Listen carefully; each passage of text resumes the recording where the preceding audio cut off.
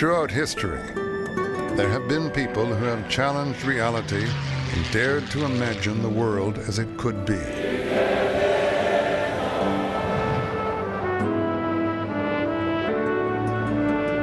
the moon and to the planets beyond. I have a dream today. Among the great visionary leaders of human history, there is a literary figure who has taught us to dream of the world as we would like it to be.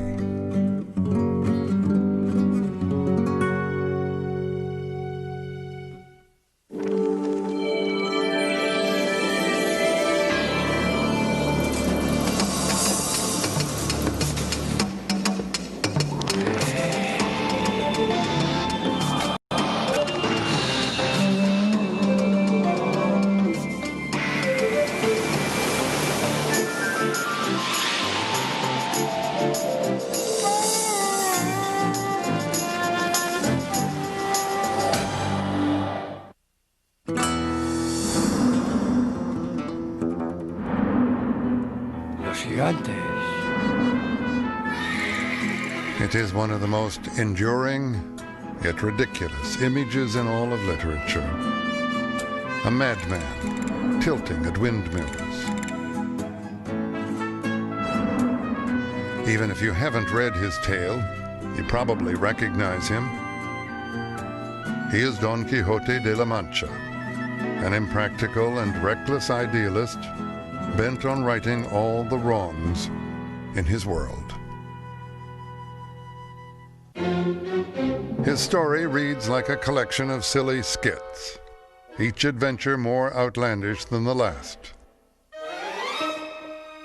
On his sallies through the landscape of La Mancha, Don Quixote encounters hundreds of characters who laugh at his innocence, mock his idealism, and attempt to cure his madness. In places, Don Quixote seems nothing more than slapstick comedy. It's been called one of the funniest books ever written. But it is from the story's more profound themes of imagination and idealism that Don Quixote emerges a character worthy of 400 years of tribute. Don Quixote is a man who lives solely on the power of his dreams, on the power of his imagination. He is capable of seeing a giant where there is only a windmill. He is capable of seeing an army where there is only a flock of sheep. The instruction from Don Quixote is repeated everywhere in your life, over and over, with Don Quixote, who didn't realize he was saying it, but was heard by people like me as saying, well, look, try for great achievement. Keep your eyes upward. If we were asked by someone from another world what the meaning of life is, you could just hand them Don Quixote and say, that's my defense of human life. That's what it's about.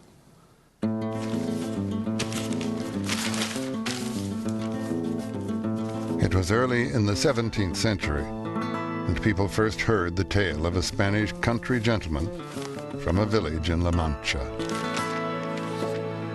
Alonso Quijano so buried himself in his books that he spent the nights reading from twilight till daybreak and the days from dawn till dark. Y le golpeó en la cabeza. Os pide un don. Adoró los orinales. ¡Al rey! Perdió su lanza. And so, from little sleep and much reading, his brain dried up and he lost his wits. The books that drove this poor man crazy were romantic tales of courage and courtly love, stories like the legend of King Arthur. It is really in the same type of fictional world as the novels in the grocery store, the Harlequin romances. These are novels about people who are superior to us and live in a world that's superior to ours and whose fortunes are worked out in heroic conflicts and resistance and perseverance and all of that. This is the kind of embodiment that Don Quixote wants to live out. No longer able to identify reality, Alonso Quijano steps into his literary world and becomes a knight-errant, just like those from his books of chivalry.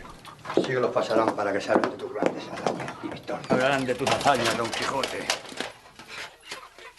Don Quixote wants to imitate the heroes of the books of chivalry, which were all the rage in Spain and in Europe at the time, and they told these fantastic tales of great heroes who would do battle against ferocious adversaries, monsters, witches, in order to save young maidens and to succor the poor and the needy. So Don Quixote goes out in order to recreate the books he has read. He wants to be one of these heroes. Outfitted in an ancestor's armor, the old man discards his identity and declares himself Don Quixote de la Mancha. We have come to describe this type of vaulting ambition as quixotic, full of lofty yet seemingly impractical ideals. Two New Yorkers who read the Don's adventures as children have been called quixotic because of their own idealistic endeavors. Mario Cuomo, the former governor of New York, and Curtis Sliwa, the founder of the anti-crime group the Guardian Angels, have both reflected on what we'd think if we saw Don Quixote riding down Wall Street. Nowadays, Don Quixote in street terminology would be considered fat mad. That means good mad, titched, bugged, but moving in the right direction. It's very much like some really bad movies you've seen in your own lifetime here. You know, somebody thinks he's Superman, and he gets a uniform, and he becomes a kind of secret hero, and does all kinds of absurd things until at the end of the story it's realized that he's Charlie Jones from around the corner. People swept away by romances. That's what Cervantes was trying to tell people. Wanting to get every detail of his knighthood right, Don Quixote decides he must have a lady. After all, King Arthur did have his Guinevere. Because he has no real love, our knight invents Dulcinea, a princess worthy of his bravery. It is to Dulcinea that he dedicates his quest. As our brand new adventurer jogged along, he kept talking to himself, saying, "Oh, Princess Dulcinea, remember this your loyally dutiful heart, which has suffered so much for your love." And being thus totally preoccupied, he rose so slowly that the sun might have melted his brains, if he had any.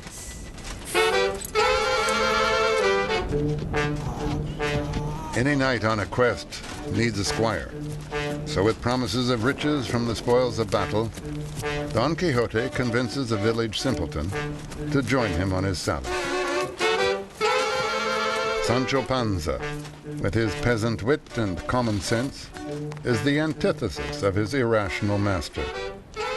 The squire was sort of like the great balancer. He was sort of like the voice of reason, you know, average, everyday kind of guy saying, boy, this guy is a little bit of a loony-kazoony, but I'm going to see if I could ride with him, because who knows where his chariot may take us. Sancho Panza might be the voice of reason in comparison to a madman dressed up like a knight, but that doesn't make him totally reasonable.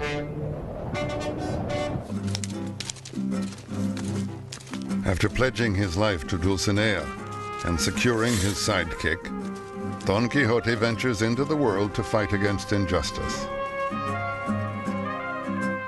This quirky pair of wanderers was the creation of a little-known war hero named Miguel de Cervantes. The history of that ingenious gentleman, Don Quixote de la Mancha, has been a bestseller for nearly 4 centuries. The book is actually 2 books, written a decade apart. But today it appears as 1,000 pages of seamless adventure. One of the interesting points about the novel is how important it seems to be for people to find out what this novel means. There's a great difference of opinion among people, and they argue about it with a depth of emotion that leads us to wonder why it's so important. Some people read Don Quixote for its burlesque physical humor. Others claim it is a Bible of humanity. For centuries, our greatest minds have tried to dissect Cervantes' masterpiece. Nobel laureate William Faulkner, read Don Quixote once a year. Freud studied Spanish so he could read the original, leading some to believe his theory of psychoanalysis was inspired by Cervantes' illusory tales. The great Russian writer Dostoevsky called Don Quixote one of the two most beautiful figures in human history. The other was Jesus Christ. Mexican novelist Carlos Fuentes first read Don Quixote when he was just 13 years old. 2 years later, at 15, he won his first writing contest with this new, illustrated chapter of the Don's adventures. It has been his passion ever since. It's a perpetual obsession. I read the book every year at Easter. It is my Easter reading. It has been so since I can remember. I can't live without it. It's part of my life. If I don't read Don Quixote once a year, then I'm not going to be able to write, or to breathe, or to make love, or to think even. All my emotions are somehow caught up in the magic of this book.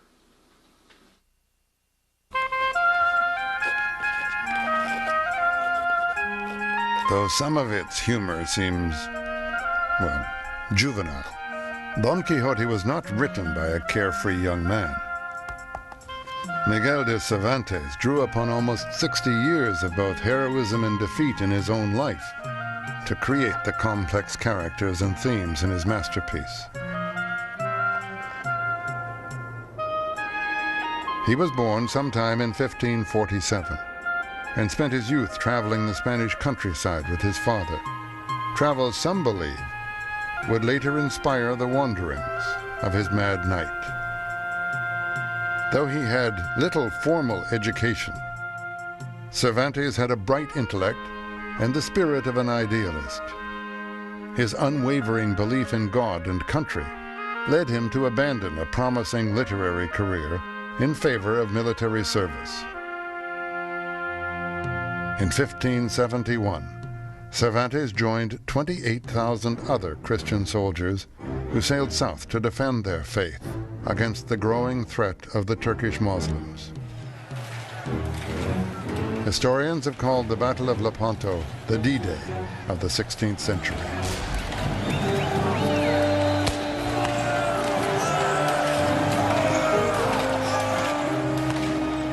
Though stricken with fever, Cervantes rallied on deck and led a charge onto a Turkish galley. The Christians emerged triumphant, and Cervantes a hero. Though victorious in spirit, Cervantes suffered 2 gunshot wounds to the chest and a maimed left hand. On his return voyage to Spain, Cervantes' ship was attacked by pirates, and he was taken to Algeria and held for ransom. 4 times he dared escapes, only to endure torture because he refused to name accomplices. Each time his life was spared, his captors hoping such a courageous man would fetch a good price. After 5.5 years in slavery, Cervantes' family finally gathered the money to pay his ransom. Miguel headed home. Longing to resume the literary career he had abandoned to serve his country, Cervantes appealed to the king for help. Cervantes returns home from captivity as a ransomed POW, and of course he comes home with the expectations that Spain would do something for him. In spite of his military heroism, Cervantes was turned away. We have to think of what it is like for any veteran who comes home to no benefits. We could think in terms of the Vietnam veterans who expected a little more than they got. Cervantes was given absolutely nothing. Poor and crippled, Cervantes took a menial job as a tax collector. But with a mind more suited to fantasy than finance, he was soon arrested for irregularities in his bookkeeping.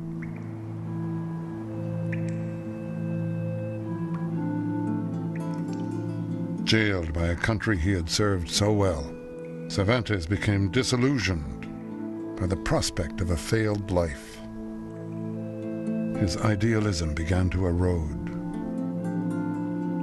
Cervantes began life as an idealist, but Don Quixote was not written, of course, by an idealist. It's filled with dark irony.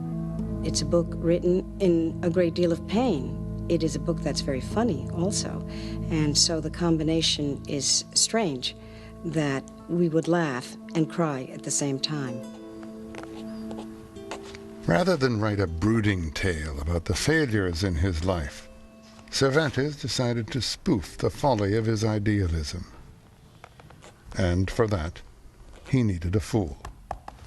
Leisurely reader, what could my sterile, half-educated wit give birth to except the history of a sniveling child, withered, whining, its head stuffed with all kinds of thoughts no one else would even think of? Cervantes gives his sniveling child the armor and the shield to play the part. But the problem is, the world doesn't want to play with it. This guy was definitely crazy. He was flipping the script as if rewriting in every chapter some new adventure, some new acid trip.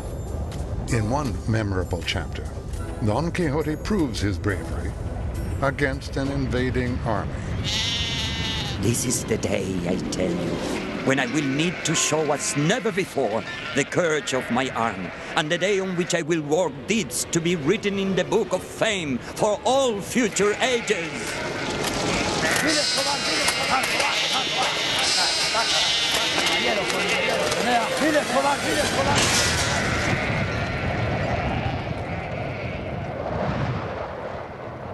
Each and every time that Don Quixote would get knocked on his tuchus, it was almost like the Three Stooges. It was almost like Fat and Skinny. I mean, it was hilarious sometimes, although always to recover and come back and try again. Whenever you see someone falling on his head, battling a windmill and cracking his head, you say how sad, you say how funny at the same time. We always laugh at people who slip on a banana peel, don't we? So there is this comedic aspect, which is very close, by the way, to the great buffoons of the silent films, to Harold Lloyd and to Buster Keaton and Chaplin and Laurel and Hardy. This kind of mishap, misadventure in which a normal man or a man of good intentions cannot cope with the realities of the everyday world and is constantly slipping, falling, and cracking his skull. Cervantes' bawdy tales became the pulp fiction of 17th century Spain. Readers everywhere were tickled with the mad knight's follies.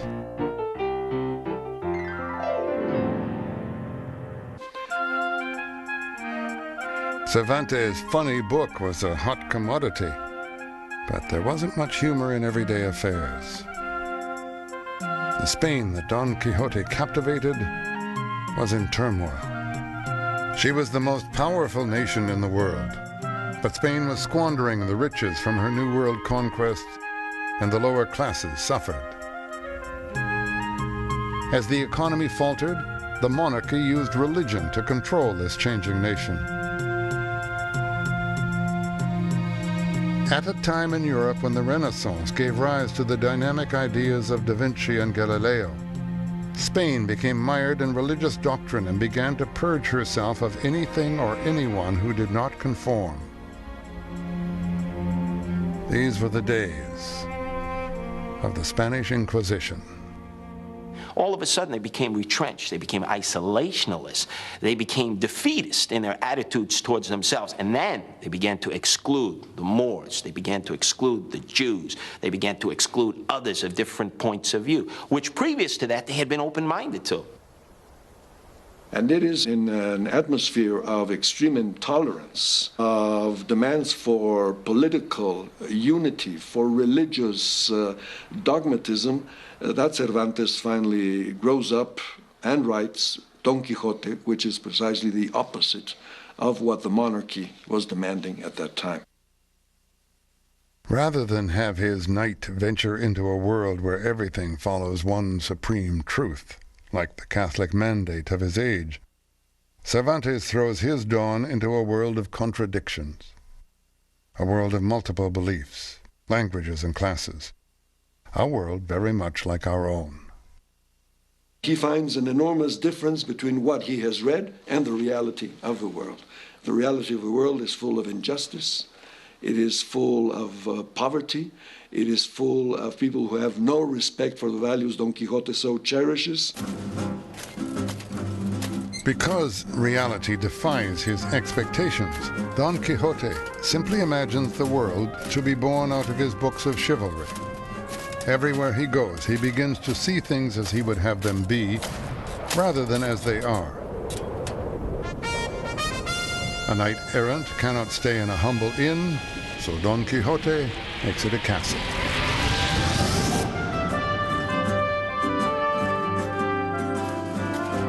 Psychiatrists would call Don Quixote's altering of reality his coping mechanism.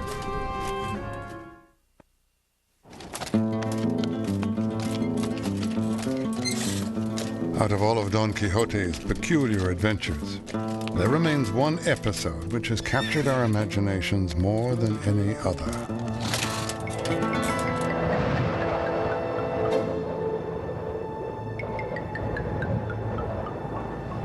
Los gigantes.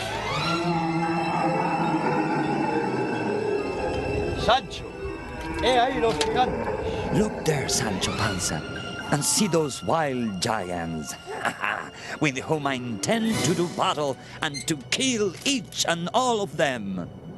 Ataca, ataca, ataca, Rocinante, ataca.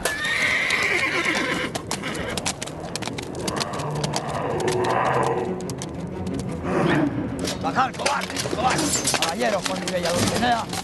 Viles cobardes, viles cobardes. ¿Cuándo podremos dejar de nuestra ya vencidos? Prometeo. Caballeros con mi bella Dulcinea. Por mi bella Dulcinea. Viles cobardes, viles. Simple caballero que se acomete.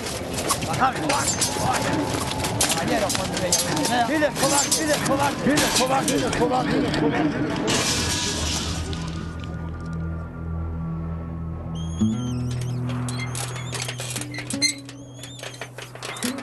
As usual, things don't turn out the way our knight intended.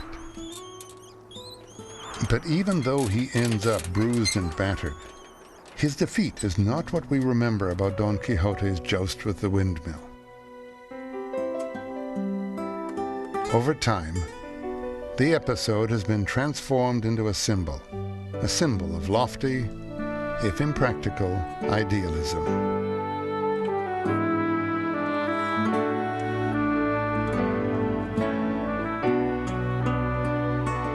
It's true that Don Quixote's attack on the windmills was impractical, to say the least. But many people still see his persistence as inspiring. Mario Cuomo believes that Don Quixote is telling us to pursue our dreams, even if at first they appear to be implausible. I couldn't speak English until after I was 8 years of age. My mother and father were never educated a day in Italy or here. They were, some unkind person once said, illiterate in 2 languages. And I got to be governor of the state of New York with no friends, no money, not particularly bright either. By working hard, being lucky, being in the right place. There's no telling a guy like me that Don Quixote was crazy. Maybe he missed the windmill, you know, maybe he needed a little more time. But if you don't try, you don't succeed. If you don't try grandly, you don't succeed grandly. If you don't try to get to be governor, you don't get to be governor. Unfortunately, most of us don't win all the time or even most of the time. So it is the fact that Don Quixote endures failure and keeps on trying that makes him a figure we can all relate to. It is about the capacity to recover yourself from the dust where you are falling, as Don Quixote falls many times, and renew the quest, not give up, and realize that life is not easy. If Columbus had settled for realism, he never would have set out on the voyage. If John Kennedy had settled for realism at the time he said, I want us to get to the moon, how many people in the world thought that was realistic at the time that John Kennedy said it? Going to the moon is one thing, but there are other, more earthly endeavors which take the same commitment to an improbable goal. In the early 1980s, Curtis Sliwa's vision was to take unarmed inner-city youths and put them in the New York subways to fight crime. Well, let's face it, people at that point, when I first began to share that idea with them, thought that I should be bound in a straitjacket and put right away in Bellevue, Creedmoor, or Kings County, because they thought that I had gone Meshuggah, that I had lost it. And I believed that this could work. As he drew criticism, Sliwa realized that the funny book he'd read as a child could actually be a source of inspiration. Later on, as I got my hard knocks and ended up getting tossed on my tuchus, the image of Don Quixote obviously was one that, like a scarlet letter, was attached to me, because everyone was going, that's quixotic. What do you mean quixotic? You know, like Don Quixote, you're going up against the windmills. You'll never succeed against all these odds. And it was something that I could sort of lean on and say, now I understand. Now I understand the importance of this character. There will always be those who see Don Quixote as a buffoon or a messenger of political ideology. But today, the image that endures most is that of the idealistic dreamer.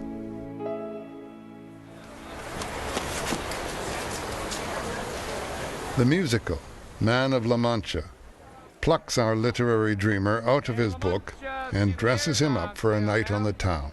T-shirts, posters, and programs, all available now before the performance begins. Since 1965, Don Quixote has been entertaining audiences all over the world. Enjoy the show. Well, that's gucky stuff. Today, actor Robert Goulet plays the latest Man of La Mancha. Oh, I enjoy it. I've played so many characters in my life. This time I can let it go. I can do whatever I want. I can go a little bit over the top, which is something I usually don't do. If you do films or television, you try to hold yourself in, because if you open your eyes that wide, it's called overacting. But in this part, you can just go, you can go a little further, aha, and do strange things that you wouldn't ordinarily do. And it's accepted, because he's that kind of a man. And then I pull my hair out like this, and I become Don Quixote de la Mancha. I am Don Quixote, the man of La Mancha. For a knight with his banners all bravely unfurled, now hurls down his gauntlet to thee. Dream the impossible dream. Goulet can carry a tune a little better. Where the brave dare not go to right. The musical's main anthem taps into a universal human emotion, the desire to dream. When your arms are too weary to reach the unreachable star. Go through your ghettos. Go through areas of the world where people live on 50 cents a week, and you wonder, do they have dreams? Do they have hopes and aspirations? Of course they do. So to dream the impossible dream is their song as well. It belongs to everybody. And the world will be better for this, that one man, scorned and covered with scars, still strove with his last ounce of courage to reach the unreachable star.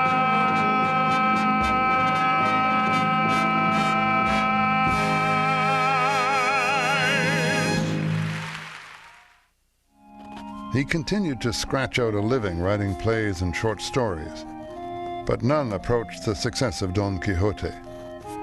It seemed what the public really wanted were more tales about his anachronistic madman. And they got them, but not from Cervantes. Part 2 of Don Quixote's adventures was a fake. Published under the pen name Avellaneda, the forgery degrades the characters. Sancho becomes a drunkard. Don Quixote ends up locked in a madhouse. Cervantes had been slowly working on his new adventures, but the forgery forced him to accelerate his pace. Almost a decade after the original, Cervantes published his Part 2, just 3 months after the irreverent fake. Oh, Lord. Distinguished, or even plebeian reader, how you must be eagerly awaiting this prologue, expecting me to take revenge on, laugh at, and spit in the face of whoever wrote that second Don Quixote. But the fact is, I'm not planning to give you any such satisfaction. Cervantes didn't need to take revenge. He simply wrote one of the best sequels of all time. Part 2 is still funny, but Cervantes has more than physical bumps and bruises in store for his mad knight. An ingenious literary technique called a novel within a novel changes everything for Don Quixote. It is the first novel, and this is absolutely unique, in which the protagonist knows that he is being written. Sancho goes to Don Quixote and says, you know, we are in a book. Everything that happens between us is known. Even our innermost thoughts are now available to the public. That is what before only God could know is now available to anyone who can pay the cover price of the book Don Quixote. Knowing that his reputation precedes him, Don Quixote begins a metamorphosis.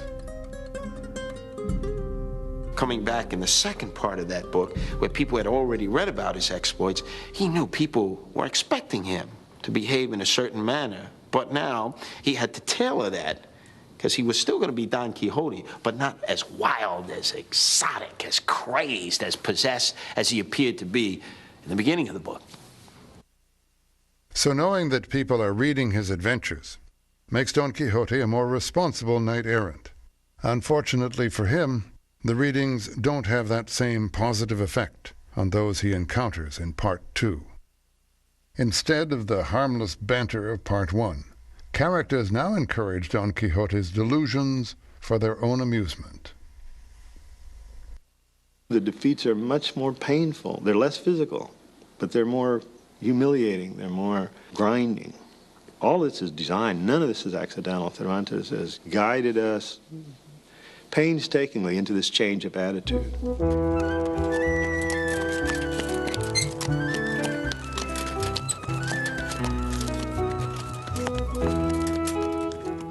One of the most humiliating episodes is when Don Quixote is invited to a castle by a duke and a duchess. Their objective? To laugh at his madness. They, you could say, are an idle aristocracy without genuine purpose. They have time, money, idleness, and no purpose in life. In the 1950s, the Communist Soviet Union made a film based on the aristocrats' cruelty towards Don Quixote. Старым благородным дураком, верующим в то, что на свете существует справедливость. I think this is a tragic turning point in the novel, because up till then, Don Quixote could have believed that the most humble wayside inns were great palaces, and that the humblest of servant girls were princesses and duchesses. Now the dukes offer him his dreams in reality. There is a real palace, there is a real nobility, there are dukes, there are chamberlains, there is all the wealth in the world, and Don Quixote can no longer dream. What he has dreamed about is offered to him in reality. The Duke and the Duchess convinced Don Quixote that a lady of their court has died due to her unrequited love for the noble knight.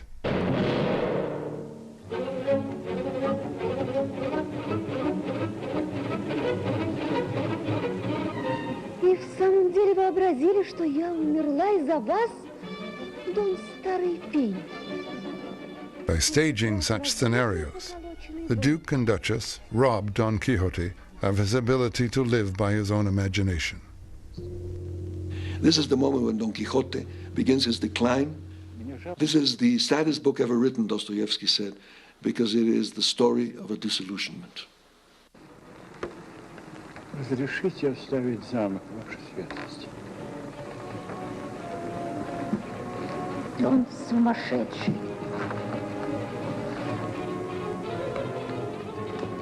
The tremendous thing about the Dukes is that they destroy uncertainty.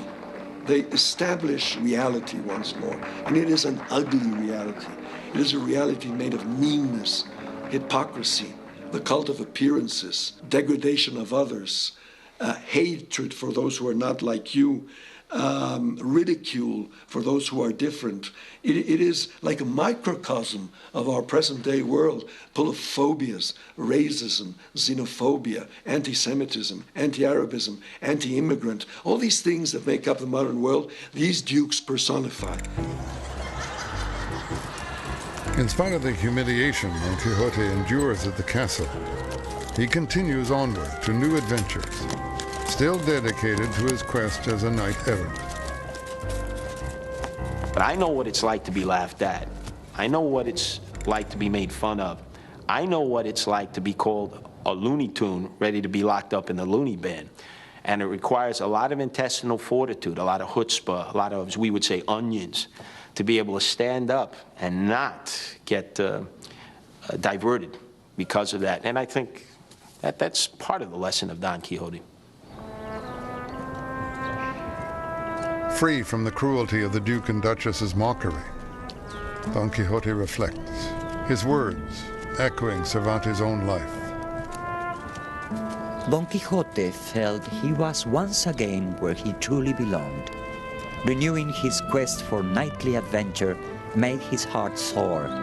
And turning to Sancho, he declared, "Liberty, Sancho, is one of the most precious gifts heaven has bestowed upon man. For liberty, as for honor, one can rightfully risk one's life. And on the other hand, captivity is the worst evil that can befall man." We'd like to believe that Don Quixote rides off into the sunset to forever pursue his quest. But Cervantes did not grant his readers such a storybook ending. Soon after leaving the Duke's castle, Don Quixote encounters a character determined to destroy his illusions. Samson Carrasco claims his benevolent aim is to restore Don Quixote to sanity. To achieve the cure, Samson pretends to be a knight and challenges Don Quixote to a duel.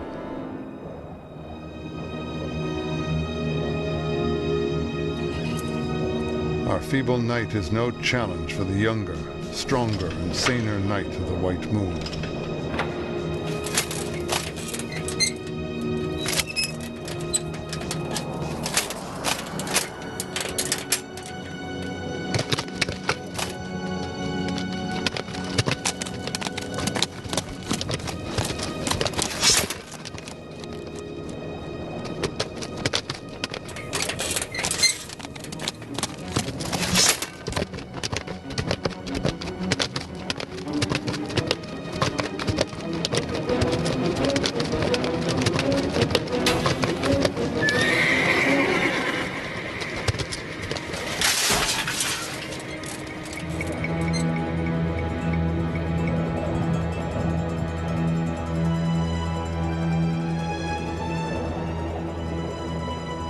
As the victor, the Knight of the White Moon demands that Don Quixote renounce Dulcinea as the most beautiful woman in the world. Don Quixote says, "Will then thrust the lance home. Kill me, because I will never renounce her." So he is literally prepared to die for this non-existent woman. He's being asked to give up the very core of himself, and that he is not prepared to do. He would rather die physically than forswear that most precious part of himself.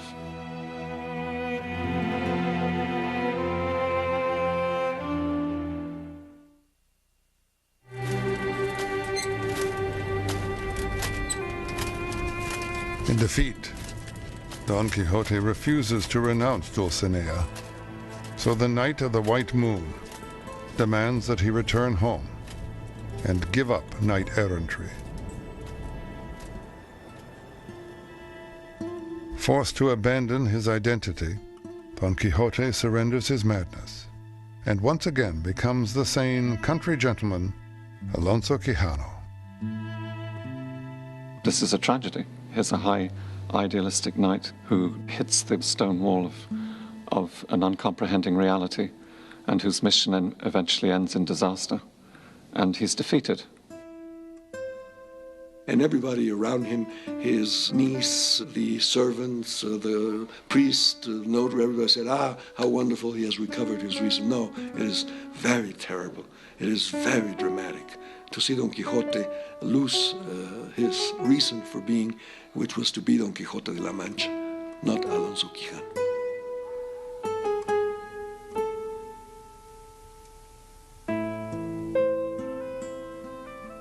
Lost in a sanity imposed by those around him, Alonso Quijano dies. He simply cannot live without his dreams. Cervantes has brought a book which started out as a string of silly skits to the point of tragedy. After a life filled with failure, Don Quixote's death seems to signal the final destruction of his idealistic spirit. There is Don Quixote who goes back home and says, I am Alonso Quijano. I'm a poor hidalgo, a poor squire, I'm nothing more. But there's the other Don Quixote who goes forever living in the book, who will go forever battling windmills and attacking flocks of sheep.